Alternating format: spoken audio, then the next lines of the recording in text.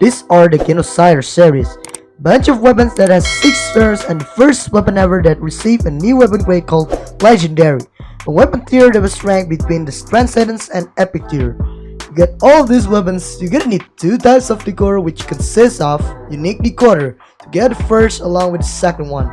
Then, you need the Transcendence decoder to get the 5th one. Sadly, if you want to get the 3rd, 4th, and 6th one, you have to craft it and it requires a tons of money, as luck is also needed if you want to buy those materials called modification material, which split into 3 types of material for each Genocider. Luckily, I've got nohack that led me his account to make this video, as he managed to craft the 3rd one along with the 6th one. Unfortunately, he couldn't even craft the 4th one because he ran out of money, which is why I can't even include it on this video. For those who wanted to use Genocider in ZombieZ, you gotta check out this mutation level, as Genocider 1 and 2 act as an early game, the 3rd and 4th as mid game, while the 5th and 6th one during late game. Even it has silver level just like the usual Transcendence and epic weapons. Starting with the first Genocider, it's considered as the weakest variant ever, since Genocider 1 only acts just like an ordinary machine gun. No special skills, no special effect, just a normal thing. I can only rate it 3 out of 10, as this version more belong to PvP mode rather than zombie mode. Unlike the second version, this one is more suitable for ZombieZ. It even allows you to use weapon parts on it. Just put grade 5 of gun boost and vampiric.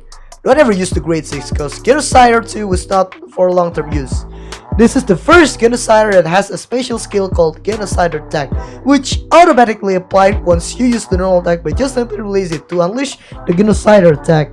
There's also a little bit improvement in terms of damage and the amount of ammo, but it only deserves 4 out of 10. Moving on to the 3rd version. In order to get the 3rd version, you need to craft it with a modification material by placing your second Genocider. Well, there's not much that I could show you here besides the decreased damage and along with the Genocider attack range that got slightly improved. This is a skip for FTP players, but it deserves 5 out of 10. For the 4th one, I can't even show the footage of its gameplay cause nohack ran out of money, but according to the wiki, it has 200 ammo along with the new special skill called Genocider Storm, where it requires you to press right mouse button to use that skill.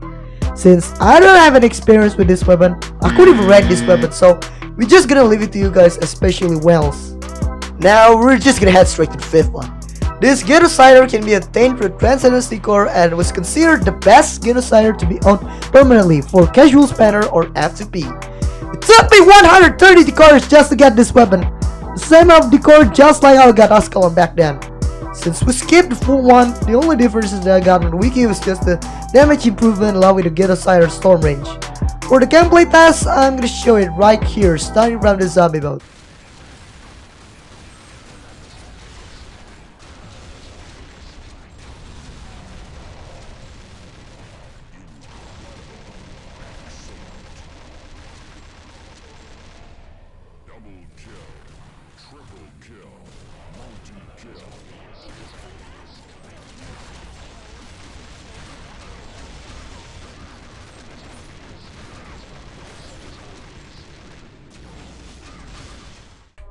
Sounds like Umbra, but more budget friendly.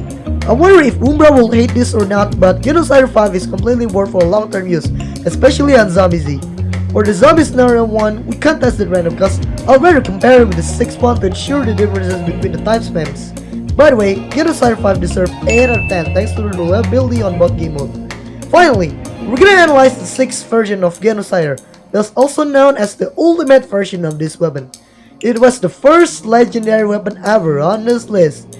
It even also looks completely different, unlike the first 5 weapons that retain the same design. Genocider 6 required to spend for like $100 in order to craft it with your Genocider 5. Which is why that Genocider 6 feels like a pseudo-epic weapon judging from the price of the upgrade material. This weapon has around 350 ammo and it also had a new special skill called Genocider Armor. It doesn't act like a barrier that you see on Arbalest, Numbers, and Frost Fiber, but instead, it serves like an extra HP. To get this special skill, the only thing you need to do is to reduce your HP around 50% and it will automatically get applied to you. But it only lasts once per round, unlike some epic weapons that I've just mentioned that has a cooldown which can be reapplied later. But before we compare it on Zombie Scenario with the 5th one, I'm going to show you a short gameplay of Genocider 6 as shown here.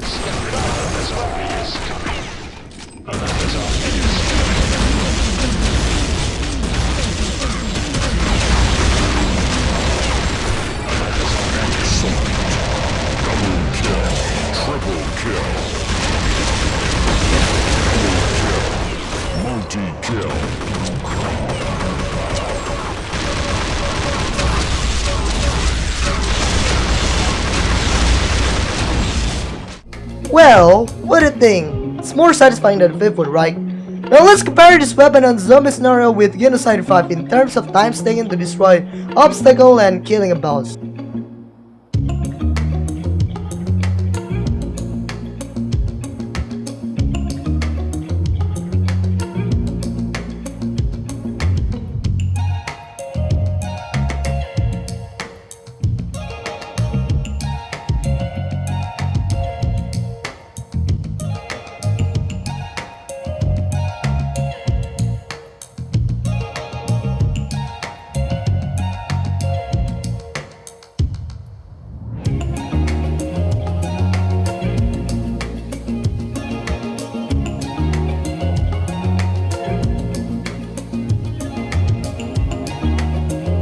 Now we'll see the differences here, and Genocider 6 absolutely win.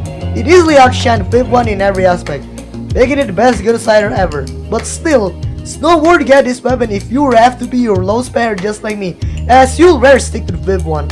Only for those who had an ounce of money that could easily get this weapon. Overall, Genocider 6 will be rated 9 out of 10 due to how good this weapon is compared to the previous one. So what do you think about this review? If you enjoyed it, don't forget to click thumbs up on this video. If you don't, tell me your reason in the comment down below. If you're a new player and just started playing this game, I highly suggest you to watch my Zombie Hero Classic gameplay here. And see you in the next video. Bye bye!